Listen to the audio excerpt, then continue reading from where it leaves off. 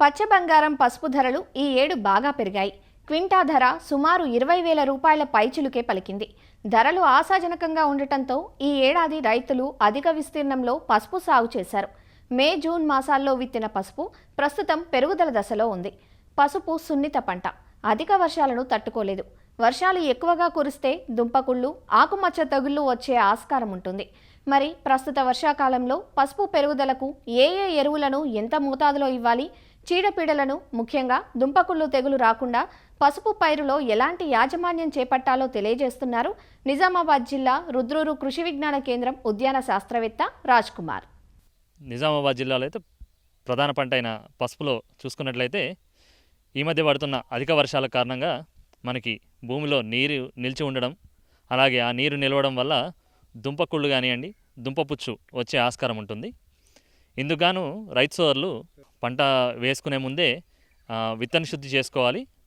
ఒకవేళ విత్తన శుద్ధి చేసుకోవడం కుదరకపోయినట్లయితే ప్రధాన పొలంలో ఈ నీరు నిలవకుండా కాలువల ద్వారా నీటిని ఎప్పటికప్పుడు తీసివేసుకోవాలి.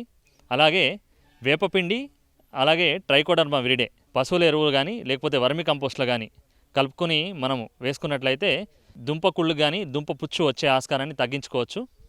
మరి ముఖ్యంగా ఈ దుంప పుచ్చు అనేది ఈ దుంప ఈగ వల్ల వస్తుంది. ఈ ఈగ ఎక్కడైతే కుళ్ళిపోయిన పదార్థం ఉంటుందో అక్కడ ఆ గుడ్ల నుంచి మ్యాగట్ అనేది వస్తుంది. ఆ మ్యాగట్ అనేది లోపల తొలిచేసి నష్టాన్ని కలగజేస్తుంది. ఈ నష్ట నివారణకు ఎకరానికి 200 కిలోల వేపపిండిని ఈ పశువుల ఎరువులో కానీ లేకపోతే మొక్క మొదలలో పడేటట్లుగా జల్లుకున్నట్లయితే ఆ ఊట నుంచి వచ్చిన వేప కషాయం వల్ల ఆ దుంప పుచ్చు కలిగించే ఈగ యొక్క గుడ్లు, అలాగే ఈ మ్యాగట్స్ కానీ చనిపోవడం జరుగుతుంది. అలాగే ఈ దుంప కుళ్ళు అనేది ఈ శిలీంధ్రం వల్ల రావడం జరుగుతుంది. ఈ శిలీంధ్రం అనేది మనం మొదటి నుంచి కూడా శిలీంద్రనాశనంతో మనం దాన్ని నివారించుకోవచ్చు.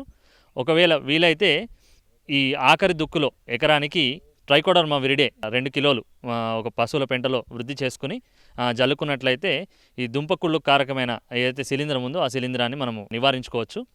అలాగే ప్రధాన పొలంలో ఎదుగుదలలో కూడా అధిక వర్షాల వల్ల దుంపకుళ్ళు వచ్చే ఆస్కారం ఉంటుంది.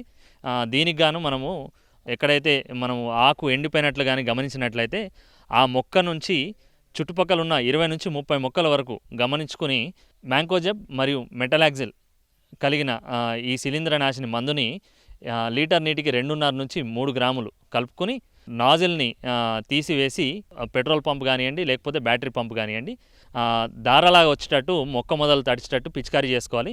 మొదటగా ఆశించిన మొక్క నుంచి చుట్టుపక్కల 20 నుంచి 30 మొక్కలకు మనము మొదలు బాగా తడిచేలా పిచికారీ చేసుకుని ఆ పైన మిగతా పొలం మొత్తం అంతా కూడా మనము పిచికారీ చేసుకున్నట్లయితే ఈ దుంపకుళ్ళను నివారించుకోవచ్చు. అలాగే ఈ అధిక వర్షాల సమయంలో మనకి సూక్ష్మ పోషక లోపాలు కూడా మనం గమనించడం జరుగుతుంది. ఐరన్ లోపం కానివ్వండి, జింక్ లోపం ఎక్కువ గమనిస్తుంటాం. దీనికి గాను మనకి మల్టీన్యూట్రియంట్ మిక్చర్స్ మనకి మార్కెట్లో దొరుకుతాయి. లేదా ఐఏఎస్ఆర్ వాళ్ళు డెవలప్ చేసిన ఐఏఎస్ఆర్ టర్మరిక్ స్పెషల్ అనేది మనకి దొరకడం జరుగుతుంది. దీన్ని 5 గ్రాములు లీటర్ నీటికి కలుపుకుని, అంటే ఎకరానికి మనకి కిలో చొప్పున 200 లీటర్లు నీటిలో కలుపుకొని ఆకులు బాగా తడిచేటట్లు 40 నుంచి 45 రోజులు ఒకసారి, అలాగే ఇంకో రెండోసారి 80 నుంచి 85 రోజులకు రెండోసారి పిచికారీ చేసుకున్నట్లయితే సూక్ష్మ పోషక లోపాలని మనము నివారించుకోవచ్చు. అలాగే పసుపు మంచి నాణ్యతగా మనం రావడానికి కూడా ఎరువులను కూడా సకాలంలో మనము డ్రిప్ ద్వారా కానివ్వండి లేకపోతే దఫాలుగా 4 నుంచి 5 స్ప్లిట్స్ మనము ఈ ఎరువులను అందించినట్లయితే మంచి నాణ్యమైన దుంపలు, అలాగే మంచి నాణ్యమైన పసుపు కూడా తీసుకోవచ్చు. ముఖ్యంగా రైతు సోదరులు గుర్తుపెట్టుకోవాల్సింది పొటాష్ లోపం రాకుండా చూసుకోవాలి. పొటాష్ లోపం ఉన్నట్లయితే మనకి దుంపలు నాణ్యత కోల్పోతాం. అలాగే దుంపలు తవ్విన తర్వాత కూడా ఉడకబెట్టి ఆరబెట్టినప్పుడు తొర్రలు పోయి వంకర పోయే అవకాశం ఉంది. దీన్ని నివారించుకోవడానికి మనకు మొదటి నుంచి కూడా సిఫార్సు చేసిన మేరకు ఈ పొటాష్ కలిగిన ఎరువుని మనము అడుగులో కానివ్వండి అలాగే వివిధ దఫాల్లో కూడా వేసుకుని వీలైతే 13,045 రూపంలో ఆకులపై పిచికారీ కూడా చేసుకున్నట్లయితే మంచి నాణ్యమైన పసుపుని కూడా తీసుకోగలుగుతాం.